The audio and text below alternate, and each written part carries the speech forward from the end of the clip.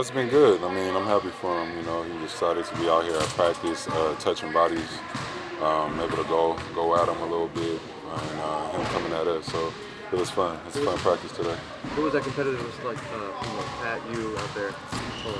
I mean, the start is kind of slow. We still at practice, you know what I mean, within season, but um, it's high. You know what I mean. We want to win. The quarters aren't that high, but we're going out there trying to win in like 2 or 3 minute segment. Hey Kawhi, is Monday's game going to be any different for you? Something that you've been looking forward to? I mean, it's a former team I won a championship with, but I mean, it's any other game. It's gonna be fun to see the guys again, and just congratulate them, and be able to shake hands and compete. Have you been staying in touch with any of them at all? Yeah, a few of them. We talk a little bit. Pascal and OG have really taken off this year. Have you been following their games, and what do you make of their improvement? They've been playing well. I haven't got a chance to catch every game, but a few games I catch, they're playing well. Obviously, they're our next team that we're going to play, and so you see what they've been doing. But they're taking off where they left off. OG's getting finally a chance to play every game, a lot of minutes, so his improvements just going to keep getting better, as well as Pascal. Him being that number one option, number two option there is great for him. He's going to learn and keep growing. Especially with OG, did you anticipate him growing like that? He's really taking yeah, his first 2 years he went down in some deep playoff runs. Last year ended up winning the championship. So yeah, he wants to get better. Doc said it seemed more realistic to have Paul out there. It was good to see him finally on the court. Has it sunk in for you to finally play against Paul and have his debut so near? It's really not playing against him, but the debut's going to make it more realistic once we're out there playing. And I'm just happy for him, happy that he's healthy and able to play. Well, what about your game is kind of carried over from last season, and, especially in the playoffs? As the playoffs went on, your playmaking really took a big jump, and looks like you're back at it, doing that again this Just year. my mindset, you know what I mean? Just coming in, preparing for another season.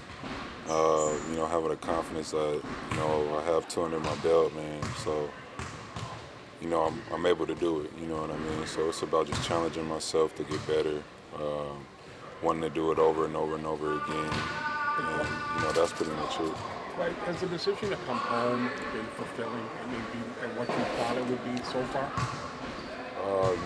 Yeah, I'm able to see my family after the games.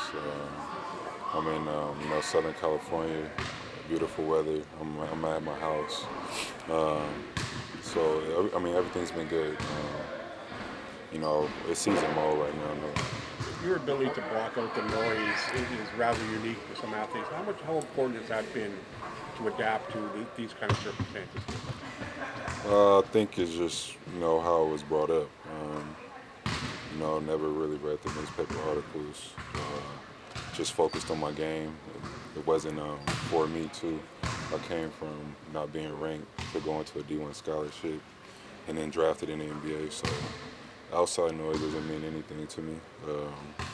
It's just about me, my group of team that I'm with, the organization that I'm with now, and focusing on that goal. Kawhi, outside of the championship, what will you remember about your year in Toronto? The guys, the journey, you know what I mean? Also the country, the city was amazing. And, it's just so much. You could keep going on and talking about it. But when you were in Vancouver, you talked about the reception you got from the people up there. Do you see that many ex-Canadians down here that continue their love and appreciation of what you did?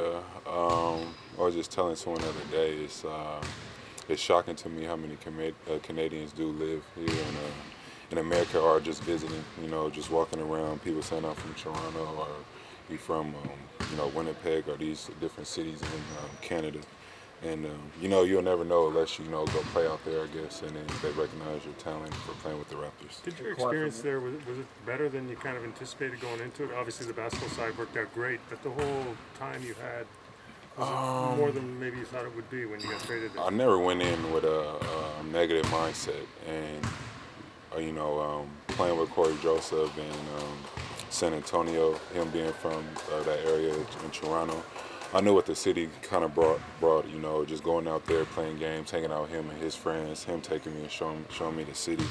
So I always felt positive with the trade, and you know, the front office, I knew it was great already with Masai being in there. So it was never a negative thing. I always was open and minded about it. Why, even though you and Paul haven't played a minute together yet, how have you tried to get to know each other and form a bond? I mean, as well as off the court, I mean, I hung out with him, you know, previous times, even before being on teams. But, I mean, now it's just about translating it on court. And the only thing you could do is just play, you know. It's hard to do it, you know, any other way. You got to go out there, play, like I said, make mistakes, you know, argue, and then having great communication, and then moving forward. Coming up on rank, how did that motivate you to get you where you are today?